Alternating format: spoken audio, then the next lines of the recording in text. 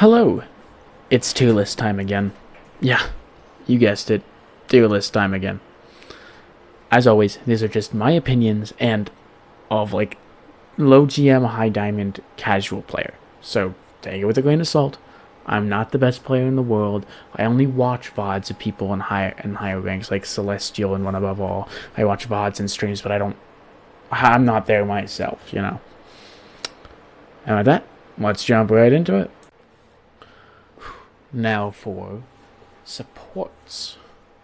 Adam C. His flying didn't really make him any better.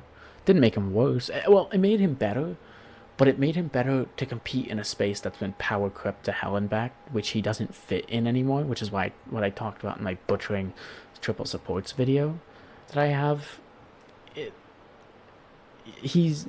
helps him compete in the same space as Hela or Phoenix, but you would never play Adam over Hela or Phoenix. And even at this level, why would you play Adam over Cloak, Luna, Gambit, Heal Pool, Luna, Invis, Luna and Invis. I'm getting them mixed up starting 2 seasons ago.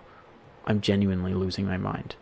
Or Mantis, or Loki, or Rocket, or Jeff. They just all work better as a third support because they can heal more. And in this game, while I think it should be for utility and damage, like to pad out your stats and do a different team comp, it should be that way. But it is not that way. When you play triple support, you play it for 3 support ults and 3 healing.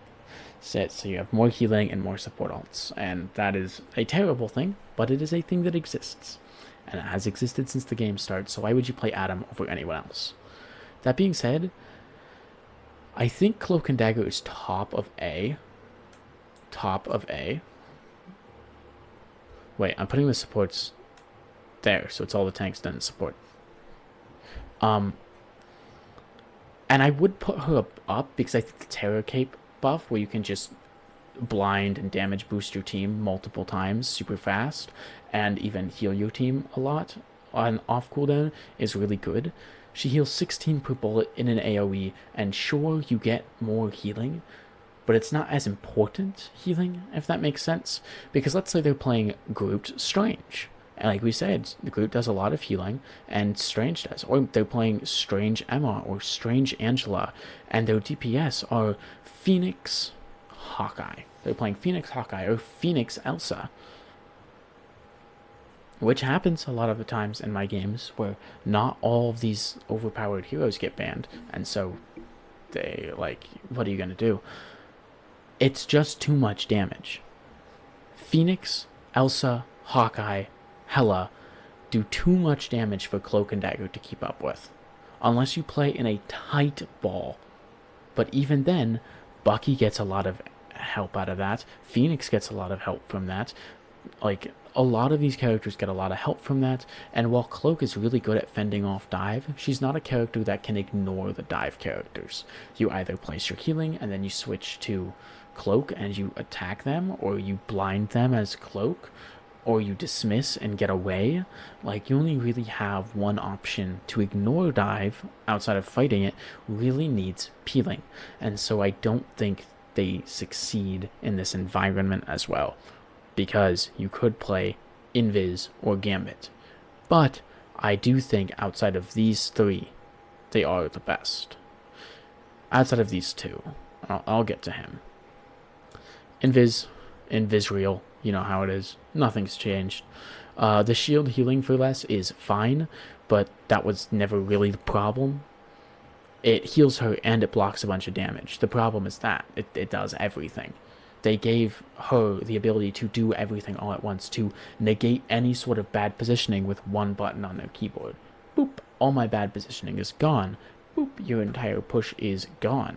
I boop and then push, well, you fucked, because I got 200 more HP and refilled my base HP. Kinda bullshit, right? It didn't really fix that problem. They should have just removed the button and it raises her skill floor, but she's still super strong because she was already top 3 supports before she got that button, and then they don't want to take away the button, which is, it is what it is. Gambit, even better. The ult is a free push No matter what you do, the ult is a free push. You just win off that ult every single time. Actions per minute are insane. As a third DPS, wait, what am I talking about? I'm talking about Gambit, right? Yes, great. His actions per minute are insane. He can counter every single ult damn near every ult in the game, damn near every tank ult in the game. 1, 2, 3, 4, 5, 6. He doesn't counter the damage, but the anti. Like, he can counter damn near everything in this game with just his base buttons, and then his ult does everything and gives you a free push, and you can just win off the push if you can hit enough shots. And of course that relies on your team hitting shots, but a lot of these characters aren't the hardest to hit shots on, and it's just kind of a, yeah, you know. I like him. I like the idea of him being a jack of all trades. I like him being a playmaker support. I've said this all the time. I like that he can do everything, but he should have to choose and commit. And the fact that he doesn't have to choose and he doesn't have to commit to what he's doing is it's like his skill floor is super low because of it. And the skill ceiling is incredibly high because of it, because you don't have to choose, so you're not really punished for choosing wrong in any specific moment, but you're also not punished for you're not really rewarded for choosing correctly all the time, because you can choose correctly and get the same results as if you chose incorrectly, if you know what I mean. And this is, yes, support pool. I'm putting him there. I don't think he's as good. Mechanically, he takes a lot more skill to get consistent healing from. His AoE AFK button's really good. His ult, as long as you're in sword form, is pretty decent, especially if your team uses it to become aggressive and attack and like brawl out.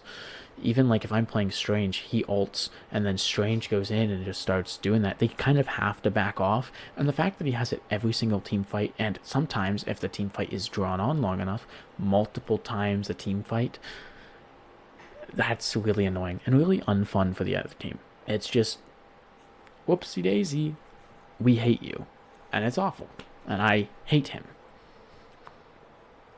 Luna, I think, is just, but I don't think he has the same skill expression. Like, while I think he's annoying, I think Luna's better, does more damage, does more healing, has a better ultimate, has better utility for her team. But I don't know. One of these two. It'd be his ultimate, getting his ultimate all the time, which puts him higher for me, but only as a third support. He kind of only really works in third support area, so I'm putting him that low. Luna, it's just your base support, does everything. As often as I complain about how much damage Luna does, I'm like, oh, that's all headshots. She still does more damage than Adam, and that's some bullshit. Like, oh, hitting all the shots of a burst. Yeah, but she also shoots faster than Adam.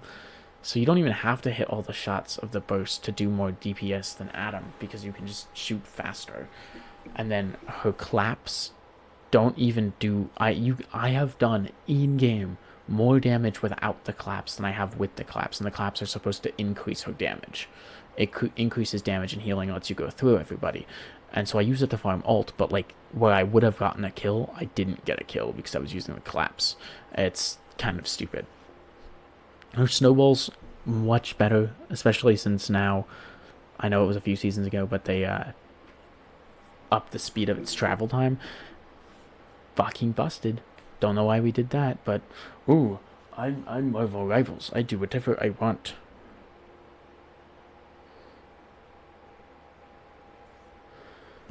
It's whatever. Ultron, I think, is here. Maybe here. His AFK healing is really good, and sometimes it shows you, like, oh, the best on the team. 2 drones doesn't really mean much since they don't overlap, so you can't, like, double heal people. His healing never got any better. The damage boost is fine, especially since it's on a 10-second timer. But he is kind of just a DPS. And in the current meta, when you're playing triple support, why would you play your third support as Ultron when you could play Gambit, or Invis, or Cloak, or Luna, or Deadpool? They're all better. the characters that function only as a third support and cannot even begin to function as a second. Like Deadpool, not the best second support, but he can do it. He's best in third support, but he can do it. And it gives him more free range to be more aggressive and use his ult more aggressively. But you just can't compete with that when you're also a DPS hybrid character that can't compete in a 2-support meta. So, no, it's not a 2-support meta. In 2-support team comp, it's like, why would you ever play Adam when you could play anyone else in a 2-support? And then because Sustain is the meta, why would you play Adam when you could play anyone else? Doesn't make sense. Mantis, I'm putting Mantis here. Because I think Mantis is really good.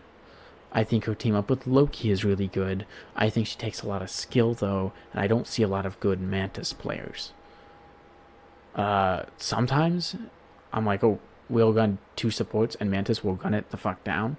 When we play 3 supports, Mantis's damage boosts are insane. They can counter dive very well. They do everything so well except healing output. And healing output, unfortunately right now, matters the most. And so I can't put her above, because even Cloak and Dagger does more to boost me up to full than a Mantis does, and it's just a shame. Loki. I'm putting Loki just above Cloak and Dagger, maybe below. He lacks self-healing.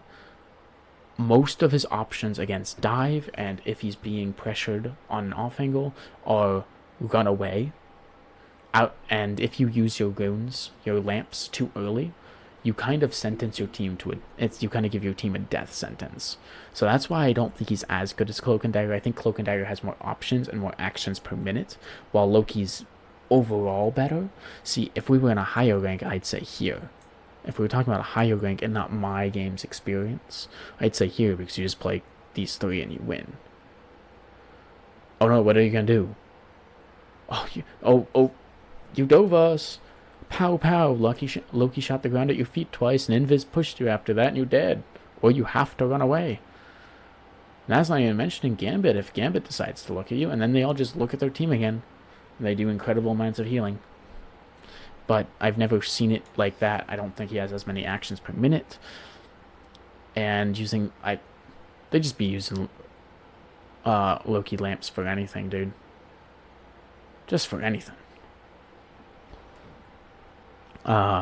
Rocket. I think Rocket's B, and so is Jeff. Because their healing is really good, but the amp can be destroyed. Your healing, well, both of their healing is pretty decent, but their healing can be the amp can be destroyed.